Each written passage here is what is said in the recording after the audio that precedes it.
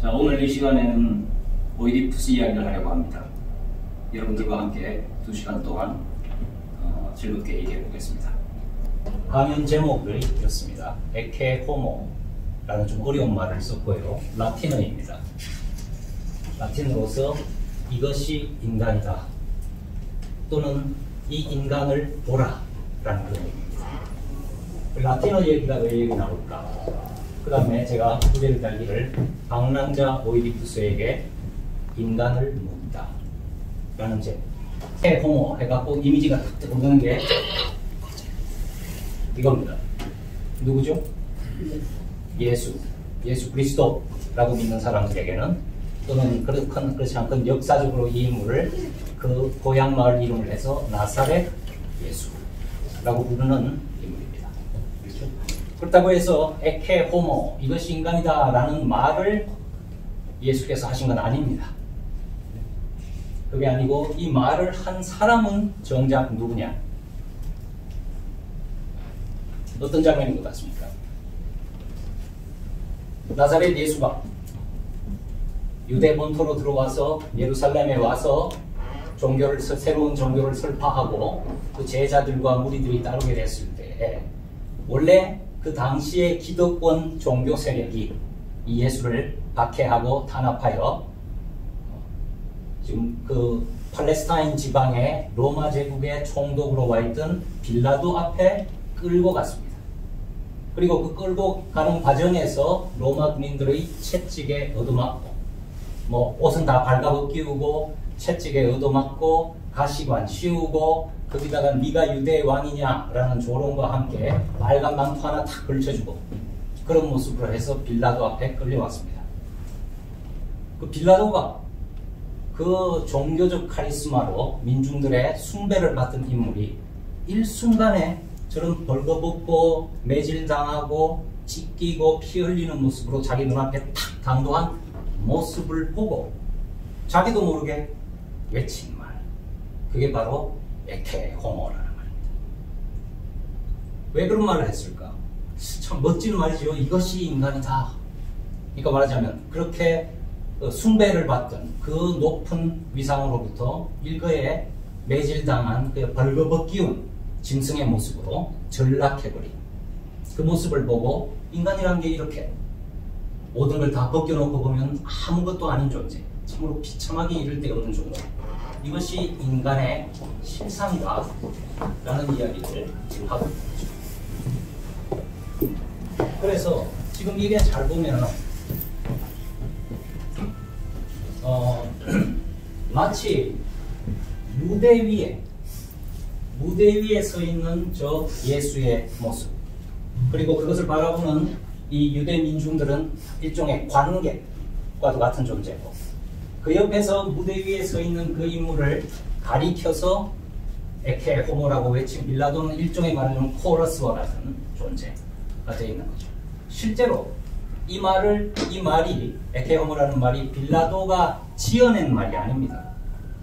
이것은 인용문입니다. 그리고 아까 보여주신 세네카의 오이디푸스 왕이라는 그 당대 로마 문인에 의해서 쓰여진 작품이 있었습니다. 그것을 통해서 또 어쩌면 거기서 한 걸음 더 나가서 고대 그리스의 작품을 읽었던 로마의 지식층 가운데 한 사람, 그 사람이 바로 빌라도였던 거예요.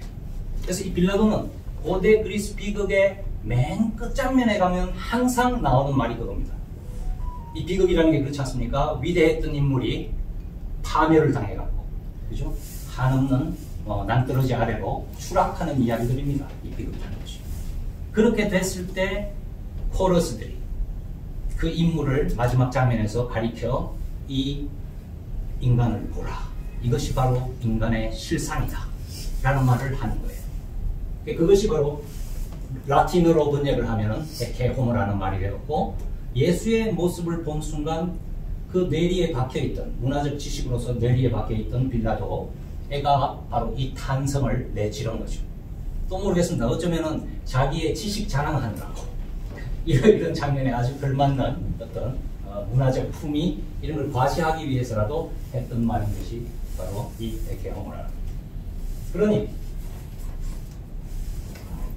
우리가 이야기해야 할 이 오이디푸스 왕이라는 이 작품은 이미 빌라도 이전, 그러니까 기원전 428년에 첫 쓰여지고 첫 상연됐던 것으로 기록이 되어 있습니다. 오래전이죠. 지금부터 치면 2500년 전입니다. 2500년 전에 그리스의 아테네에서 쓰여지고 연극으로 공연이 되었고 그것을 쓴 사람은 소포클레스라는 사람입니다. 이 작품은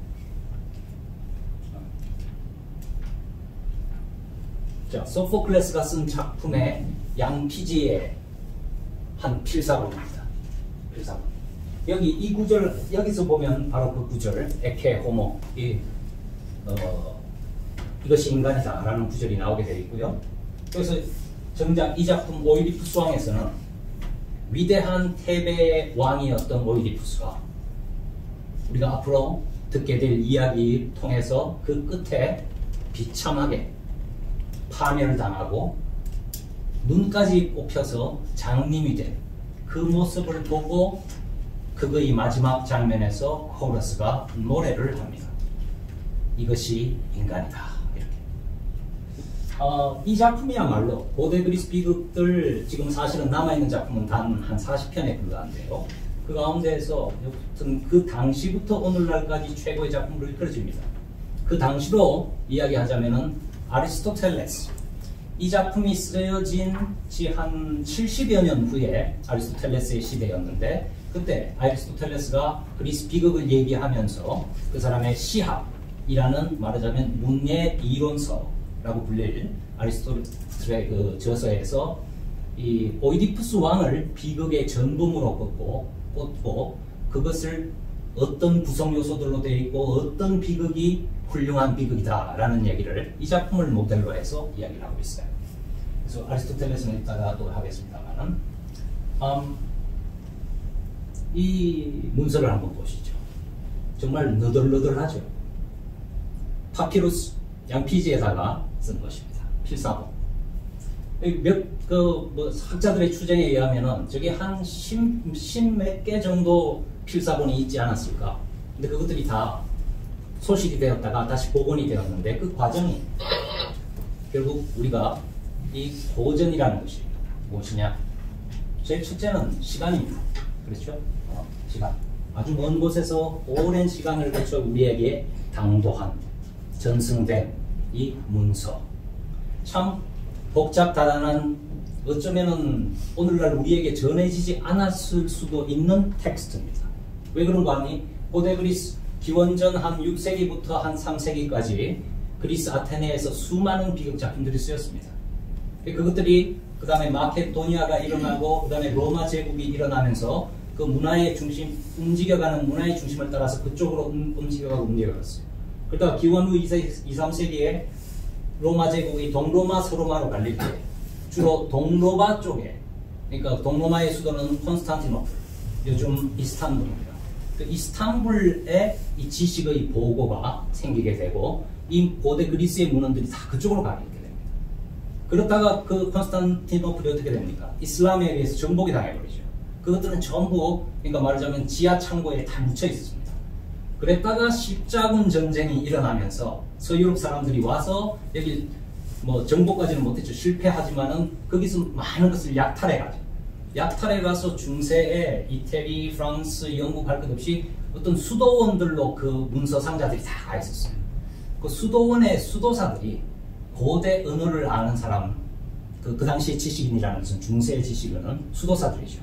그 수도사들이 이 괴짝 속에 뭐가 있나 해서 열어보니까 정말 오랫동안 잃어버린 고대 문서들이 들어있고 거기서 발견된 한 두루마리가 바로 고대 그리스 비극. 그 한 두루마리가 바로 이 오이디푸스 왕이라는 작품이었다는 겁니다. 그러고 보니까 이렇게 다 너덜너덜해져 버렸어요. 오랜 세월 동안 그렇게 돼 있고 하다 보니까. 그럼 수도사들이 어떻게 했냐? 이 판본과 또 다른 판본, 여기 찢겨 나가서 거기는 덜 찢겨 나간 부분이 있으면 그걸 다 뜯어 모자이크 하듯이 다 뜯어 맞춥니다. 그래도 채워지지 않는 빈자리들이 있겠죠. 그거는 이제 앞뒤 문맥을 봐서 이 수도사들이 거기다 써넣습니다. 써넣는 그런 형식으로 해서 오늘날 전해지는 이 텍스트가 오이디푸스라는 이 작품이 우리한테 이렇게 전해지게 됩니다. 이게 이제 보시다시피 그 영국 국립도서, 국립중앙도서관에 가면은 이것이 이제 감춰진 밀실에 진본이 들어있고요. 그걸 팩스밀로 떠갖고 유리 상자 안에 두고서 전시를 합니다. 그걸 제가 그때 방문했을 때 딱 보는 순간 저한테 든 느낌.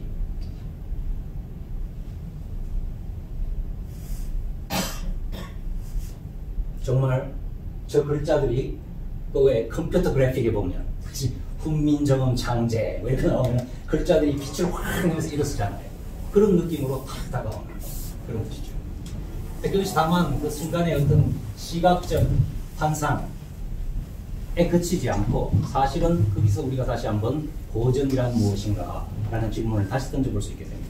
그랬을 때 고전은 오래된 텍스트이니만큼 이 인류 사회에 있어서 가장 오래된 질문, 아마 인류가 문명을 이루면서 처음 제기했던 질문들, 이것들이 담겨 있습니다.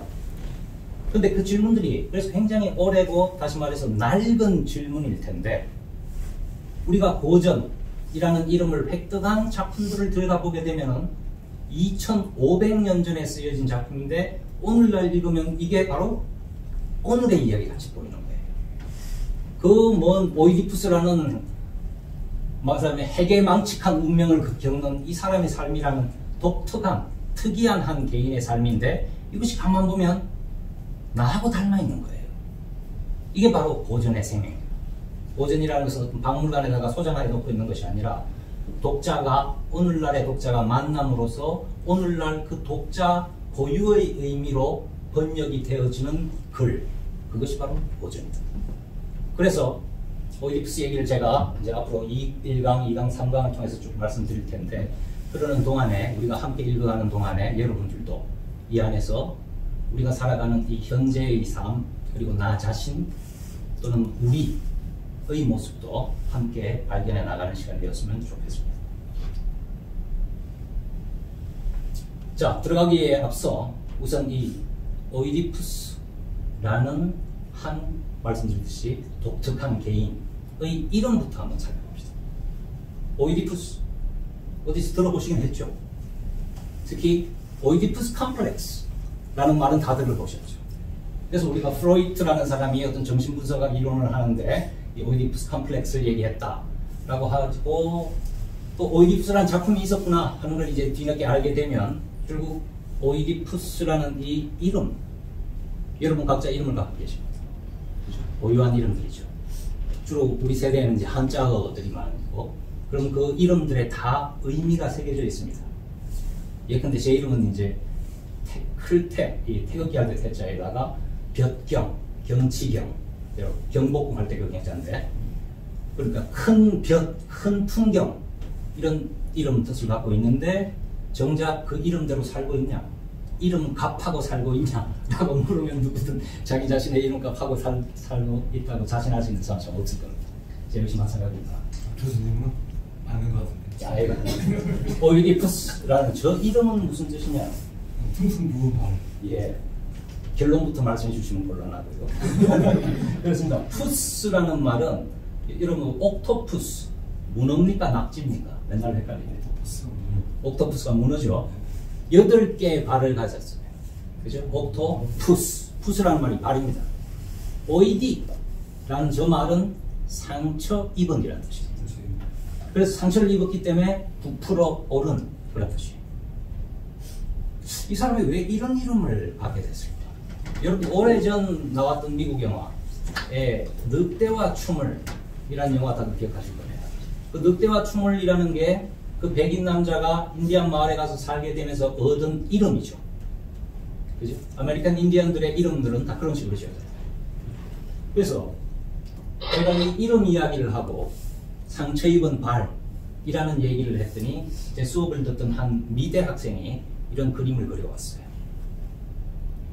사실 아마추어의 솜씨이긴 합니다만 저로서는 이 이름과 결부를 시키니까 너무 강렬한 이미지가 돼서 제가 이걸 꼭 붙들고 있었고, 그래서 사람의 발에 상처를 입고 그것이 부풀어 오르고 또 그 발로 인간이라는 것은 걸어가야 하는 존재니까 그렇게 걷다 보면 어떻게 되겠습니까? 결국 부르튼 발이 되고 만다는 거죠. 그래서 이 이미지가 너무 강렬하게 제 마음을 사로잡았고, 이 이름 뜻과 함께 해서 그러다 보니까 제가 이 이야기, 오이디푸스 왕 이야기를 풀어서 들려드리는 책을 내면서 책 표지를 이렇게 삼았어요. 표지를 삼았고, 이게 이제 처음 나왔을 때가 벌써 10년 됐습니다. 2009년도에 나왔고, 그 다음에 우리 여기 홍문각 대표이신 김혜숙 선생님께서 이걸 10년 만에 재발간을 해주셔가지고 같은 이미지, 색깔은 조금 더 진해졌습니다만은 이런 식으로 갔고요. 2009년도에 이 책을 처음 발간했을 때에 우리나라의 그 뛰어난 연출가이신 한태숙 선생님이라고 연극 연출가가 계신데요. 그분이 그 책을 읽고 이 책을 바탕으로 오이디푸스를 공연으로 올리고 싶다라고 해서 국립극단에서 그 공연을 하게 됐어요. 그래서 그 포스터를 만들었습니다. 이렇게.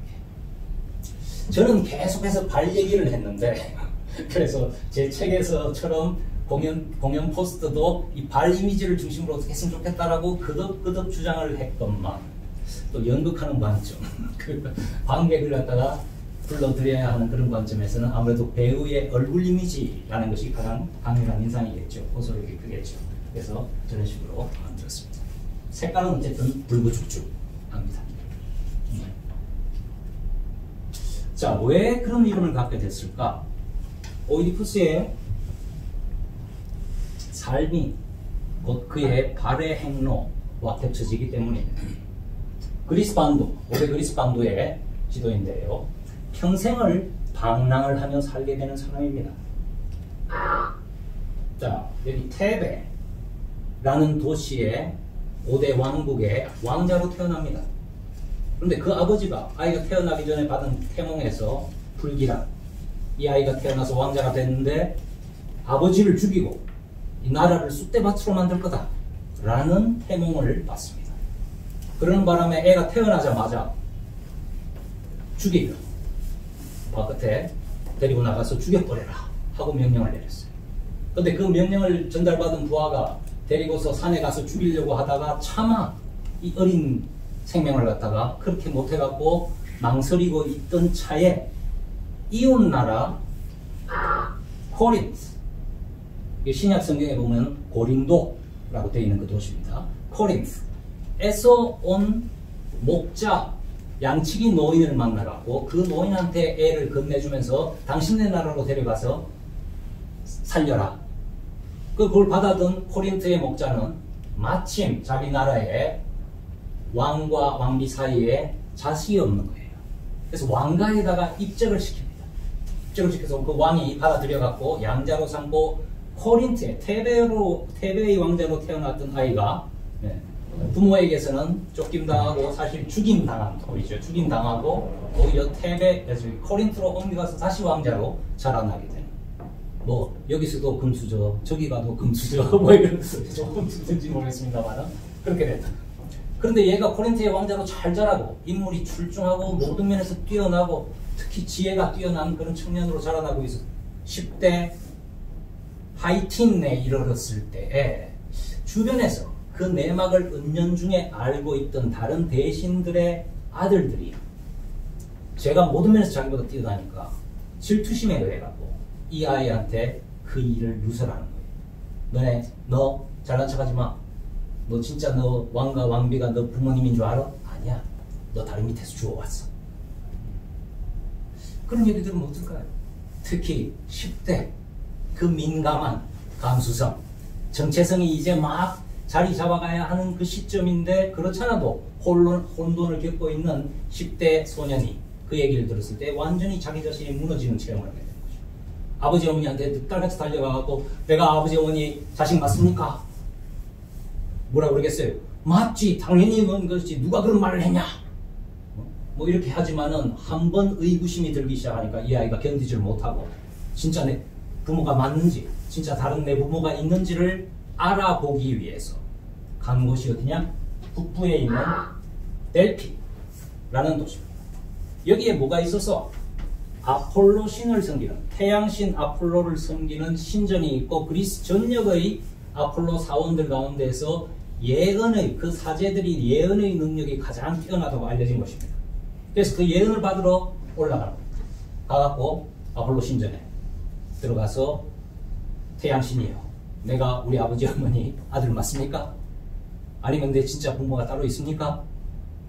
라고 물었더니 신탁이 탁 내려왔어요. 신탁이 내려와서 뭐라 그러나 하면은 맞다 아니다 해주면 될 건데 그렇게 대답을 안 합니다. 그렇게 안 하고 엉뚱한, 너는 네 아비를 죽이고 네 어미와 결혼하게 될 거다, 이런 신탁이 툭 떨어진 거예요. 경악할 일이죠. 그 충격을 어떻게 감당하겠습니까? 막 도망치듯이 신전을 빠져나왔습니다. 냅다 달리기 시작합니다. 그 저주로부터 막 정말 필사적으로 도망치는 듯이 막 도망치다가 하는데, 도망치다가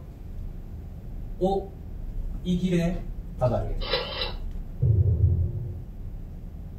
자, 바로 자기의 원고향 테베와 자기가 고향이라고 믿고 있는 코린트와 그 다음에 아폴로 신탁을 받은 델피가 만나는 세 갈래 길입니다. 저 길쯤에 이르렀을 때 얘는 고향으로 갈 수가 없는 거예요. 갔다가 무슨 일이 일어날지, 그죠? 진짜 내 부모가 누군지라는 그 질문은 쑥 들어가 버렸고, 당연히 어미와 아비와 어떻게 할 거다라는 얘기는 지금 코린트의 왕과 왕비를 가리키는 말인들 당연히 하는 거죠. 그럼 절대 고향으로 돌아갈 수 없어요. 그래서 길을 꺾어서 테베 쪽으로 향하려고 이 세 갈래 길에 다다랐을 때에 여기서 사고가 일어납니다. 운명적 사건이 일어납니다. 어떤 낯선 일행을 만났는데 길싸움이 벌어져 갖고 어떻게 하다 보니까 우발적으로 그 낯선 사람들을 죽여버리고 맙니다. 그리고는 길을 틀어서 내쳐간 곳이 테베, 자기도 모르게 자신의 원고향으로 갔던 것이죠. 그렇게 갔을 때 테베 성문 앞에 바로 스핑크스가 진치고 앉아갖고 테베를 드나드는 사람들한테 그 수수께끼를 내고 그걸 못 알아맞추면 잡아먹는다. 도시의 통로가 끊긴 겁니다. 그러니까 이 도시가 큰일 난 거죠, 지금. 네. 그러고 있는데 이 젊은 청년 오이디푸스가 와서 스핑크스의 수수께끼를 받고 아침에는 3발, 아침에는 4발, 낮에는 2발, 저녁에는 3발로 걷는 짐승이 무엇이냐 라고 묻고 인간이라는 답을 내놓음으로써 이 스핑크스 괴물을 갖다가 물리치고 테베에 활로를 틔웠다. 마침 테베가 왕위가 공석이었어요. 왕이 어디론가 떠나고 돌아오지 않았는데 그 왕을 따라갔던 수종하는 하인 한 사람의 증언은 왕이 길에서 강도떼를 만나서 죽임을 당했다. 그래서 왕이 공석이 되어 있는 상태. 그리고 테베를 살린 이 젊은이. 그래서 이 젊은이가 갑자기 왕위에 추대가 됩니다. 조건은 딱 하나. 전왕이 남겨놓은 왕비와 결혼할 것. 누군지 아시겠죠? 네. 하지만 여기서는 아직은, 그죠? 그렇게 해서 그 전왕의 부인과 결혼해갖고 아들, 딸 낳고 잘 살고 나라도 잘 다스리고 아무도 그 당시에 아무도 못 풀었던 스핑크스의 수수께끼를 푼 지혜로운 현군으로서 이 나라를 잘 통치해서 거의 한 10몇 년간 다스려 오고 있던 그 시점에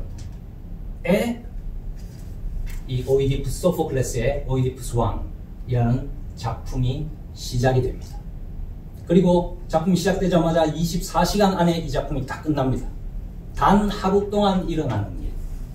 그걸 통해서 오이디푸스는 그야말로 그 높은 군왕의 지위에서 그야말로 이 눈먼 한 마리 짐승과 같은 모습이 되어서 이 테베로부터 추방당하게 됩니다. 그것이 이 이야기입니다. 오늘 하루에 있는 일. 그렇게 추방당하고 나서 오이디푸스는 남은 여생을 이 그리스 전역을 장님 예언자가 되어서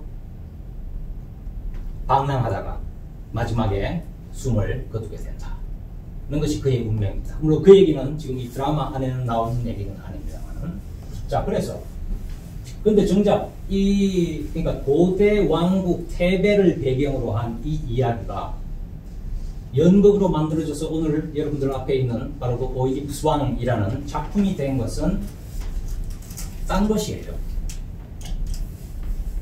우리가 이 그리스 비극이라고 부르긴 하지만은 사실은 엄격하게 말하면 그리스 비극이 아니라 특정한 한 도시의 산물입니다. 한 도시국가. 어디냐? 아테네. 자, 어디 있나면 여기입니다.